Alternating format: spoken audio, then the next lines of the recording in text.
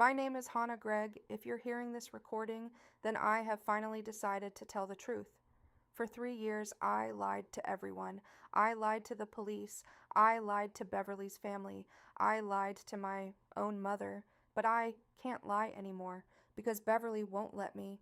Everywhere I go, she follows me. Every night, she watches me. And every time I close my eyes, I see the way she looked at me before she died. This is my confession. Beverly was my best friend. At least that's what everyone thought. We grew up in the same neighborhood, attended the same school, and sat together in class. People always admired our friendship, but they didn't know what was inside my heart. Jealousy. Beverly had everything I ever wanted. Her family was wealthy. She wore beautiful clothes and carried expensive bags. Her parents drove fancy cars and lived in a large house with a swimming pool. Meanwhile, I lived with my mother in a tiny shack with a leaking roof. Some nights we went to bed hungry. Sometimes I watched Beverly throw away food that could have fed my family for days. Yet she never seemed grateful for anything. The older we grew, the worse my envy became. Teachers praised her, boys liked her, she received scholarships and opportunities. Everything seemed to come easily to her while I struggled for every little thing. I began to hate her, not all at once, slowly, like poison spreading through my veins. One afternoon, shortly after our graduation, Beverly invited me to celebrate with her at a small forest trail near the outskirts of town. We walked together, laughing and talking like old friends, but inside my bag was a heavy metal wrench. I had carried it there for a reason, a terrible reason. As we stood near a steep ravine, Beverly turned her back to admire the view. That's when I pulled out the wrench. My hands were shaking. Part of me wanted to stop. Part of me wanted to walk away. But the hatred was stronger. I struck her. Once, twice, 3 times. Beverly collapsed onto the ground. Blood stained the rocks. She looked up at me with confusion and pain. Hannah, why? Those were her last words. I pushed her body into the ravine. Then I ran. The police ruled it an accident. Everyone mourned, and I pretended to mourn with them. For a while, I thought I had gotten away with it. I was wrong. The torment began exactly 7 days after Beverly's funeral. I woke up in the middle of the night because I heard someone whispering my name. Hannah. The voice sounded distant, soft. I searched the room but found no one. Then I heard it again, closer this time. Hannah. I looked toward my bedroom door. Standing there was Beverly. Her face was pale. Blood trickled from the side of her head. Her eyes were completely white. I screamed. When I switched on the light, she disappeared.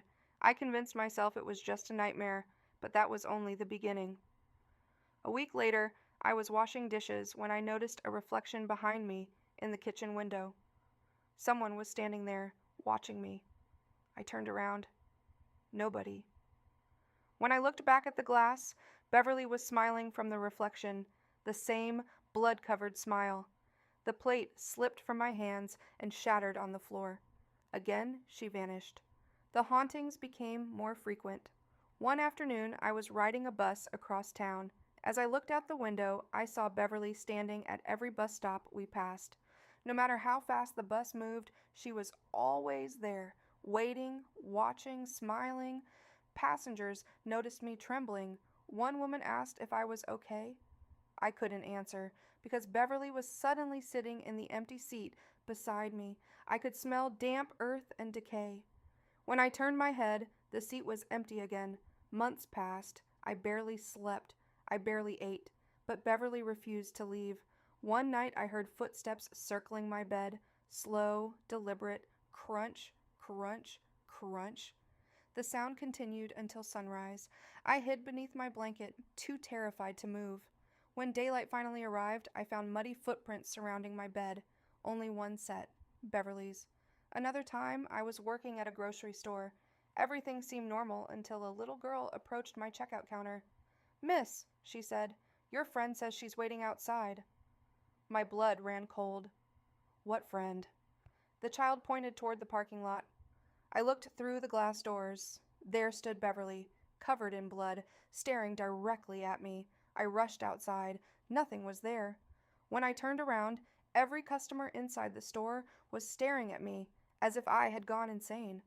Perhaps I already had. The worst encounter happened a year after Beverly's death. I attended a wedding in another city. I thought distance might finally free me from her. For the first few hours, everything was fine. Then the photographer gathered everyone for a group picture. The photo was taken. People laughed and celebrated. Later that evening, the pictures were displayed on a large screen, and there she was, standing behind me. Beverly, visible in every photograph, her dead eyes fixed on mine. Everyone else thought it was some strange camera error, but I knew the truth. She had followed me there. No matter where I went, she would always find me. The hauntings grew more violent. Doors slammed shut, mirrors cracked. I heard her voice constantly, in crowded markets, inside empty rooms, even underwater when I tried swimming. The voice always repeated the same question. Why, Hannah? Why? Why? I had no answer. Because there was no answer good enough. I killed her because I was jealous. Because I believed life had been unfair to me. Because I convinced myself that her happiness somehow caused my suffering. But after her death, I learned something terrible. Taking Beverly's life changed nothing. I was still poor, still lonely, still unhappy. The only difference was that I had become a murderer, and now her ghost carried that truth everywhere I went. Last month, I reached my breaking point. I returned to the ravine where I killed her. The place looked exactly the same. The wind whispered through the trees. I stood there for hours. Then I saw Beverly standing across from me, not frightening, not angry, just sad. The wound on her head was still visible. Tears streamed down her face. For the first time, she spoke clearly. You took everything from me. I fell to my knees. I'm sorry. You never told the truth. I'm sorry. My family still doesn't know. I started crying. I'm sorry. Then she pointed toward the ground. At that moment, I understood. She didn't want revenge. She wanted justice. The next morning, I walked into the police station. I told them everything, where it happened, how I did it, why I did it. The officers thought I was joking at first. Then they saw the evidence I had hidden for years. The wrench, my old diary, the details only the killer could know. Now I'm sitting in a prison cell waiting for my sentence, and for the first time in 3 years, the room is quiet. No whispers, no footsteps, no bloody reflection in the mirror. Beverly is gone. Maybe her soul has finally found peace, or maybe she's simply waiting for me on the other side. Either way, I deserve whatever comes next. My name is Hannah Gregg.